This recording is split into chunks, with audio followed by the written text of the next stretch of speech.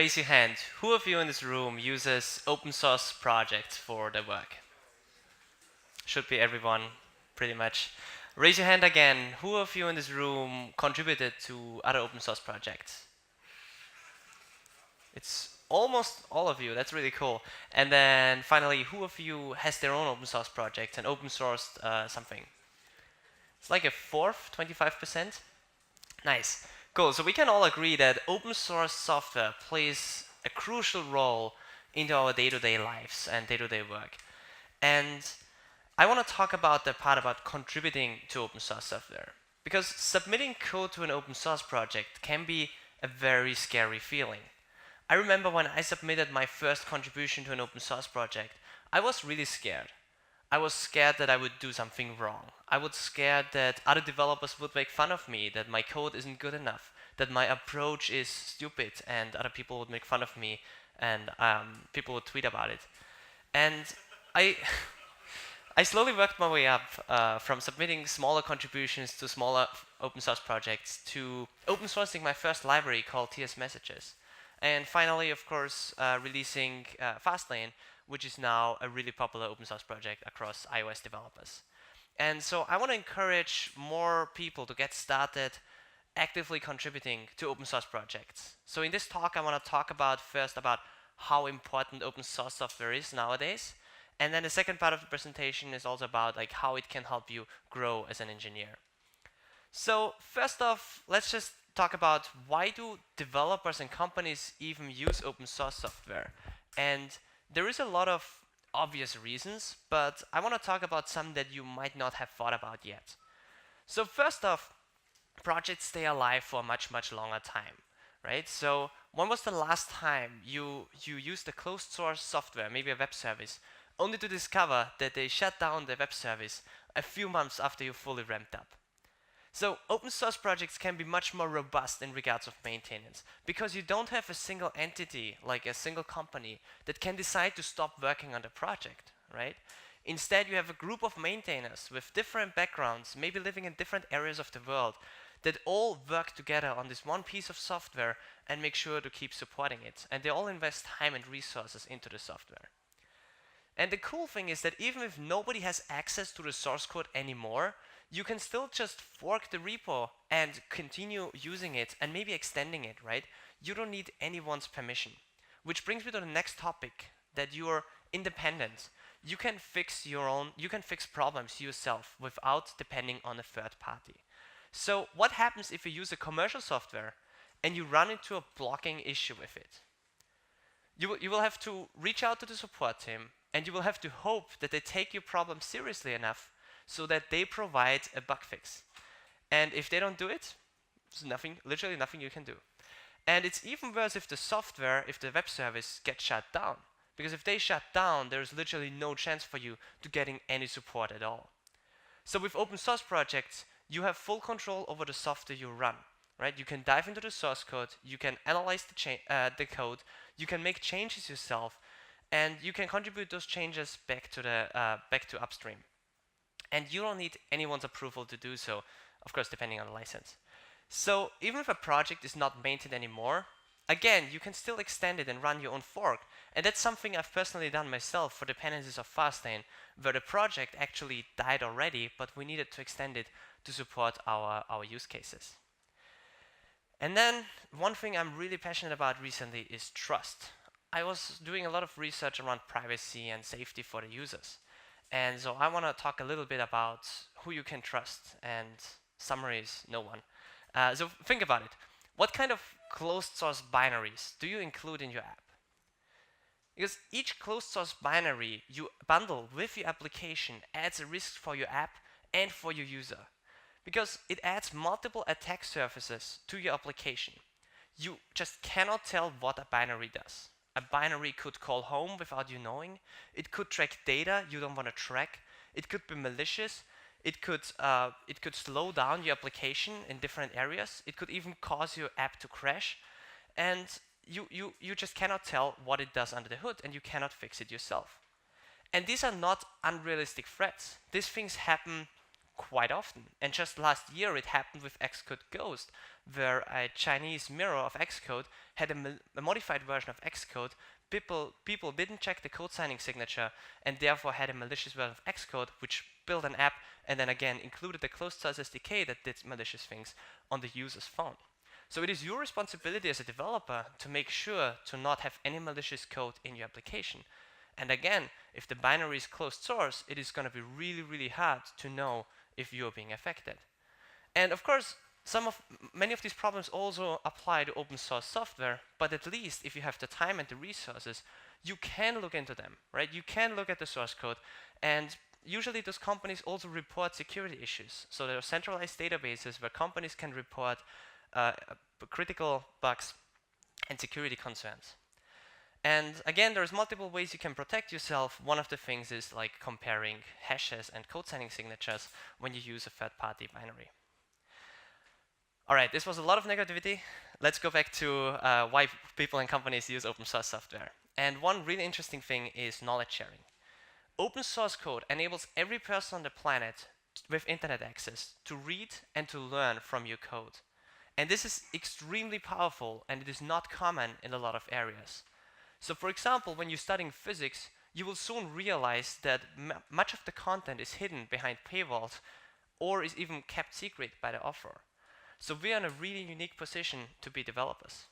And Artsy is a great example of open sourcing the application so that everyone can look at the code and learn from it.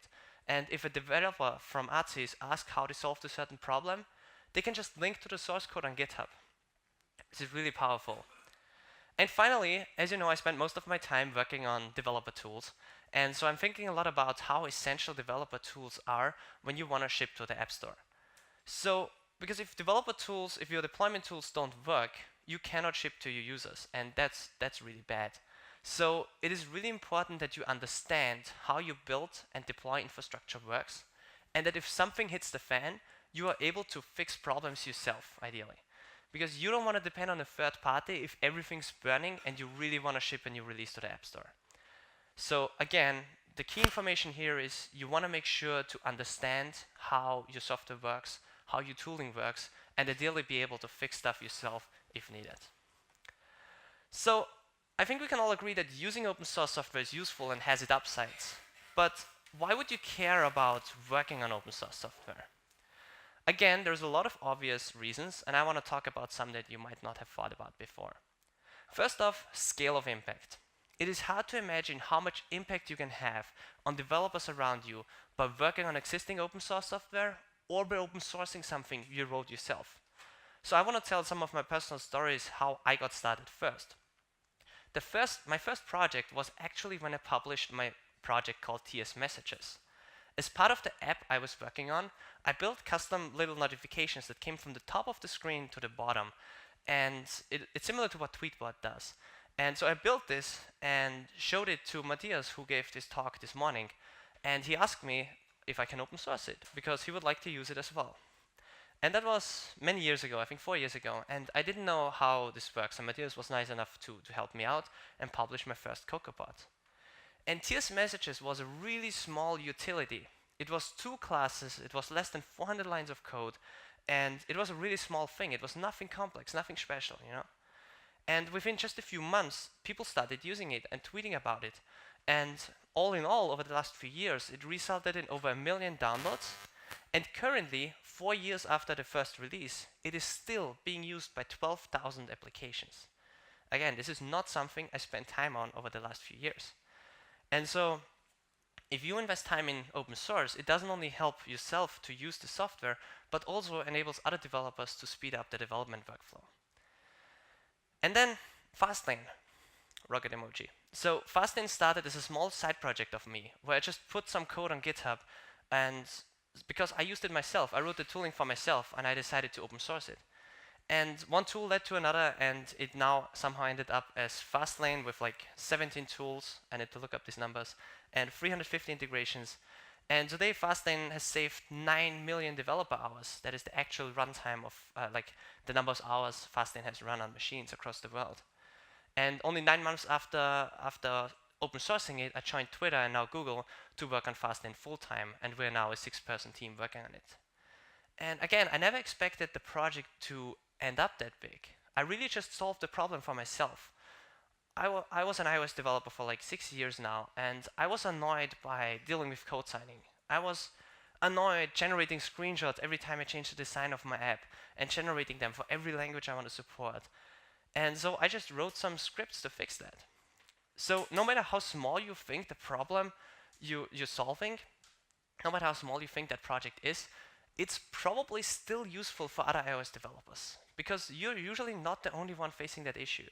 Other people are probably running into the same one, into the same challenges. So besides the impact, what are some other reasons on why you should contribute to open source projects? One is your career and jobs. And for me, 2 years ago, I didn't know a single person working at one of the big tech companies. Coming from Europe myself, all these big tech companies kind of seemed like a closed bubble to me. I didn't understand how they work and how they operate. I didn't have anyone to ask about how the interview process is like or how to even apply there. So it was really tough, and for me again, it seemed like a closed bubble. I didn't know where to start.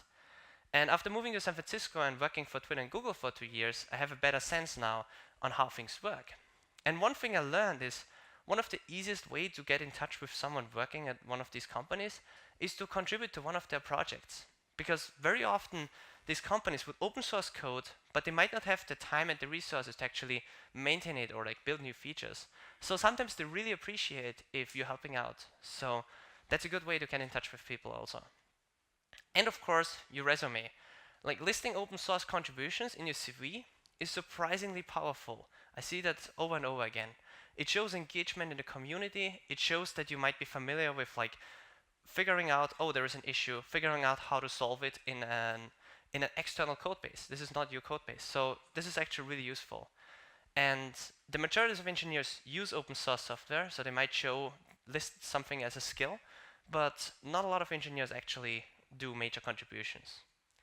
So to sum up on why it's useful to contribute to open source, one of the things is you can learn new technology while you do it. You can improve a project you use, right? So you directly benefit from contributing. It improves your resume, and you get a chance to work with people you would maybe never otherwise work with, right? You get to know new people. And you could end up writing code that is used by millions of people, literally. And from my understanding, I think Ben wrote this open source library that is now shipped with iOS, so it's literally used by hundreds of millions of users. And of course, the reason we all do this is internet points, right? So maintainers might tweet about it, you might be mentioned in the changelog, and so on. So the last section of my presentation is about how to best get started. And this might be a little overwhelming in the beginning if you're not active on Twitter or GitHub yet. And one thing I really recommend is subscribing to a GitHub repo before contributing. Because there is big differences between open source communities. Some open source communities are not looking for new contributors. And some open source communities are very welcoming and actually want to help you onboard and help you contribute. And so, in general, don't be discouraged. Try contributing and people will help you. Again, I would recommend subscribe to a repo first and make sure that that's actually the case. It depends on the community. So for example, with Fastlane, we welcome all new contributors, right? We mention them on every single release note. And if they stay active on Fastlane, we would promote them to core contributors, meaning that they have push access to the repo. And another really good way to get started is to contribute to projects with a low buzz factor. So there's a lot of open source projects that are used by literally hundreds of thousands of projects, and they're so fundamental that most people don't even know they exist, and they're maybe maintained by a single person. And these projects usually have that is called the bus factor. That's the number of team members that need to get hit by a bus for the project to die. So if a project only has one maintainer, and this maintainer gets hit by a bus, the project is not being maintained anymore. So one example where this really went wrong is the LeftPad project in JavaScript, where a tiny little JavaScript library that was being used by a lot of projects, and it got removed from the directory, breaking hundreds of thousands of builds from companies around the world. So let's say you want to join the development team of an open source project. There's multiple approaches, and it very much depends on the size of the project. And I talked about this in my last talk about scaling open source communities. And I call this one size of project is hyperscale open source projects. So these are projects like Swift or React Native that have a lot of contributors, a lot of GitHub notifications. They're very hard to handle. And of course, I don't recommend anyone who just gets started with open source to submit pull requests to the Swift standard library or Swift language, because this is going to be really tricky and really difficult. It's usually easier to start somewhere else. So another approach would be projects with a low bus factor. These are usually rather informal to join, right? You would just submit pull requests. Again, most people might not even know this project exists, and you can help out. But my number one recommendation is contributing to projects that are very popular in its field. And one example would be, of course, CocoaPods and Fastlane. And those projects are a great way to get started and have high impact in your community, while still having a rather small and friendly core team. So again, if you want to get started, it might not be clear on how to get started. So here are some tips that are in no specific order. And all these items are available on my blog, so you don't actually have to write them down. And also I'm going to share the slides after my talk, so you always have the reference. So first is, helping out in open source projects is usually rather informal. The most important piece is just to get started and submitting a pull request. Another really good way to get started is looking at all the issues and pull requests and seeing if there's anything stalled that you can help push forward and get merged. One thing developers might not like doing as much is writing unit tests. So it's a great way to practice your unit testing skills and add unit tests to open source projects. Very often maintainers would not onboard their own project, right? Because they might not work on, they might not use the project for their own projects anymore. So it's really useful to see the project from a new perspective. Go through the documentation, go through onboarding, and see if you see any rough edges you could improve. There might be a Slack group you can join or an email group. You can read through documentation, see if there's any spelling mistakes. Again, a lot of open source projects are started by non-native speakers, so if you have great English skills, might be a good way to just improve that. There might be a contributing.md file that explains how to contribute and where to get started. And again, subscribe to the repo, one of the first steps I would recommend. And make use of social networks. So engage, talk with the maintainers on Twitter and try to help them there. And finally, one thing, instead of working on this really cool feature for this one open source project, make sure to first submit an issue and discuss it first. Because very often we would receive a pull request that adds 1,000 files to the Fastlane code base and says like, oh, Fastlane can now make coffee in the morning. And we're like, whoa, whoa, whoa, like, I don't know if we want to do that. That's actually not why we started this project. So this is really important that you're on the same page with the maintainer. So first submit an issue, discuss if that's something they want to add, and then you can work on the implementation. And even in the implementation, if it's something bigger, you might want to get feedback on the architecture first. But the most important piece of advice, and if you don't remember anything else of my talk, remember this one sentence is getting out there and submitting pull requests. Like, the rest will happen automatically. People will help you, and you will learn as you go. So to wrap up, developers and companies become more and more aware of how important it is for the dependencies to be open source. Not only to see what's happening under the hood, but also to be able to fix problems yourself and don't depend on any third parties. And this is especially relevant for build and deployment tools, as well as closed source binaries that you don't have control over. And it has never been easy to get started contributing to open source. All it takes is a computer with internet access. So as an engineer, it's a really great move to get involved in open source communities, because you have great impact outside of your usual work scope, and you have the chance to work with people you would never work with otherwise. And if you're still unsure on how to get started, or you're still a little scared, you can always send me a private message on Twitter @KrauseFX, and I'm more than happy to help you. Thank you.